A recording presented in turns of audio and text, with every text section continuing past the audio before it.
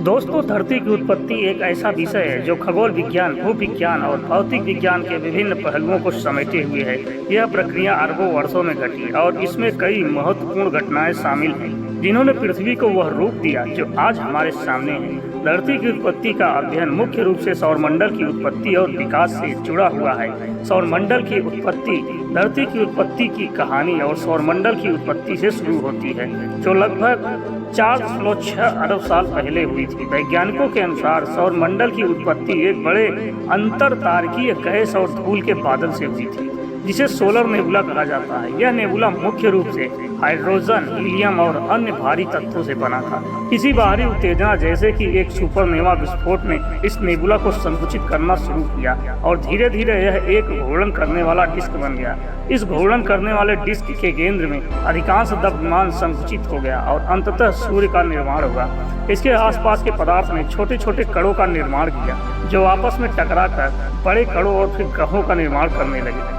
यह प्रक्रिया ग्रह निर्माण के रूप में जानी जाती है।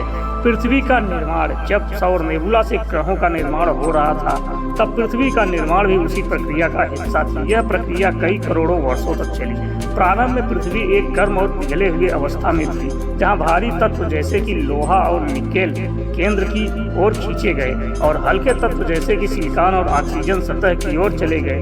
इस प्रक्रिया ने पृथ्वी के अंदरूनी ढांचे का निर्माण किया, जिसमें केंद्र, मेंटल और क्रस्ट शामिल है।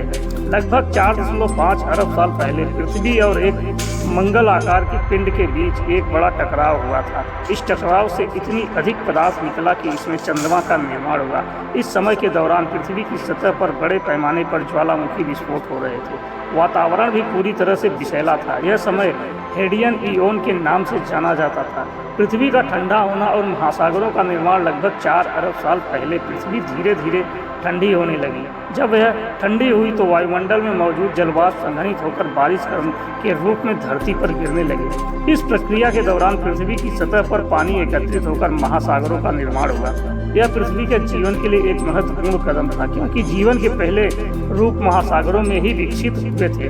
प्रारंभिक पृथ्वी के वातावरण में कोई ऑक्सीजन नहीं थी और यह मुख्य रूप से कार्बन डाइऑक्साइड, मीथेन और अमोनिया से बना था। लेकिन धीरे धीरे सूक्ष्म जीवों जैसे कि साइनोबैक्टीरिया के विकास के साथ ही यह स्थिति बदलने लगी। इन सूक्ष्म जीवों ने प्रकाश संश्लेषण की प्रक्रिया के माध्यम से ऑक्सीजन का उत्पादन शुरू किया, जो बाद में पृथ्वी के वातावरण का महत्वपूर्ण घटक बन गया।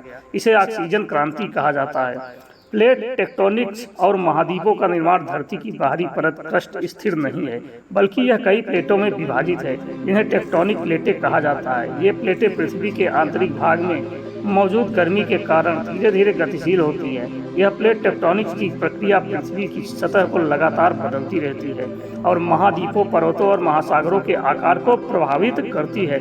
लगभग 2 अरब साल पहले पृथ्वी पर पहले महाद्वीपों का निर्माण हुआ। इन महाद्वीपों ने एक समय पर एक महाद्वीपीय द्रव्यमान बनाया, जिसे सुपर कॉन्टिनेंट कहा जाता है। यह प्रक्रिया पृथ्वी के पूरे इतिहास में कई बार दोहराई गई। जब ये महाद्वीप अलग अलग होते हैं तो नए महासागर बनते हैं, और जब वो टकराते हैं तो पर्वतमालाओं का निर्माण होता है। धरती पर जीवन की उत्पत्ति भी एक रहस्यमयी और महत्वपूर्ण घटना है। यह माना जाता है कि लगभग 3.5 अरब साल पहले पृथ्वी पर सबसे पहले सूक्ष्म जीवों का जन्म हुआ था। ये सूक्ष्म जीव महासागरों के गहरे तल पर स्थित हाइड्रोथर्मल वेट्स के पास पाए गए थे।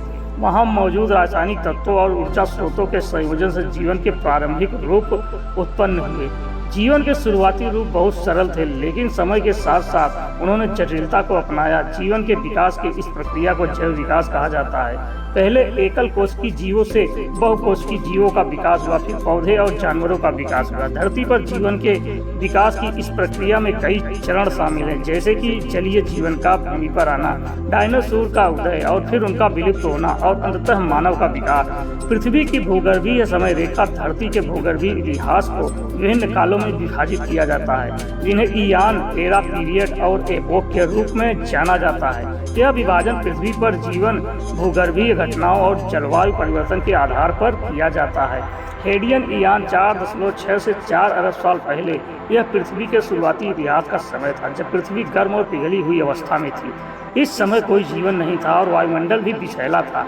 आर्कियन ईयान 4 से 2.5 अरब साल पहले इस समय के दौरान पृथ्वी पर रहने वाले या पृथ्वी पर पहले जीवन के संकेत मिले। महासागरों का निर्माण हुआ और सूक्ष्म जीवों ने वायुमंडल में ऑक्सीजन का उत्पादन शुरू किया।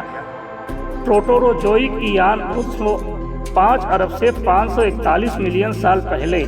इस समय के दौरान ऑक्सीजन का स्तर बढ़ता गया और महाद्वीपों का निर्माण हुआ।